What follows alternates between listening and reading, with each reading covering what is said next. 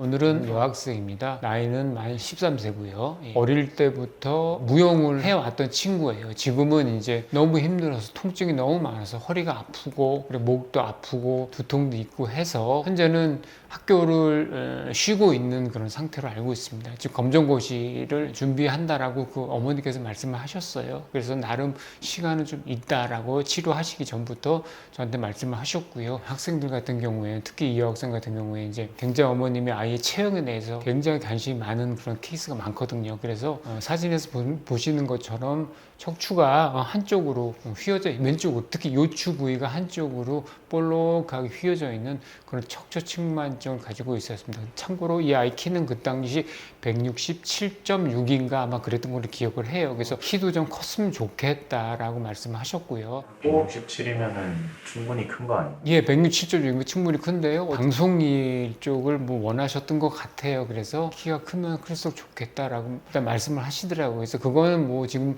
봐서 여학생들 같은 경우에는 만 13세, 14세가 되면 거의 사실 성장판이 다진 단계이기 때문에 그렇게 클 수 있을지는 모르겠어요. 170까지가 이제 희망 키였는데 그래서 그거는 그 정도 선에서 말씀드리기 시작을 했습니다. 이 아이는 일단 물리치료를 하고 척추측만증의 각도를 조금이라도 개선하고 조금이라도 더 틀어지는 걸 방지하기 위한 치료를 실시를 했습니다. 물론 허리 쪽에만 볼록한 그런 측만증이었기 때문에 거기에만 적용할 수 있는 복식호흡을 이용한 슈로스 메소드를 적용을 했고요. 테이블 위에서 제가 수동적인 조작을 통해서 치료를 했고요. 물리치료도 허리 통증이 있기 때문에 같이 병행해서 받았습니다. 지금 콥스 앵글은 어찌됐든 간에 지금 20회 정도 후에 치료의 모습이에요. 근데 20회 후에 놀랐다기보다 조금 생각하게 된 거는 허리 통증을 없애기 위한 특별한 제가 작업을 막 한 건 사실 이게 없어요. 그냥 물리치료 받고요. 좀 쉬게 해주는 그 정도의 어떤 그런 치료만 적용을 했고 이제 측만증의 각도를 좀 개선해 줘야겠다. 조금이라도 골반이 또 한쪽으로 나와 있었어요. 이 지금 골반이 오른쪽으로 빠져 있었고요.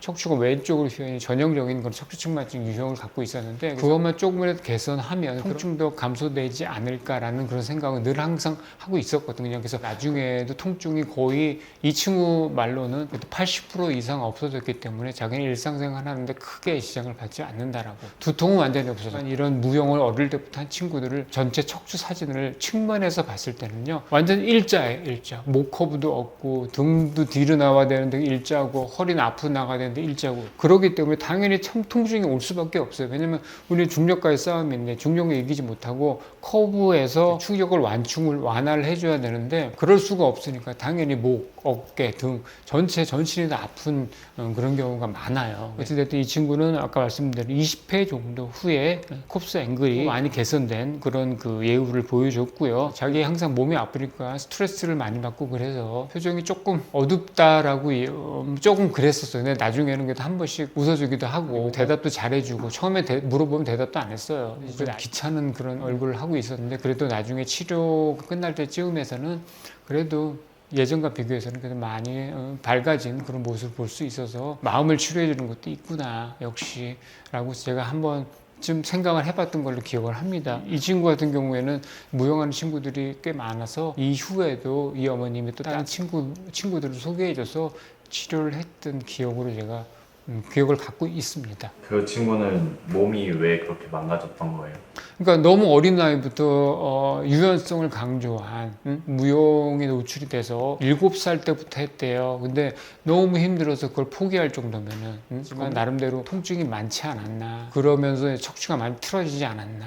어린 나이에 고강도 운동을 하는 게 측만증이 생길 수도 있나요? 고강도 운동을 한다, 운동 후에 측만증이 생긴다.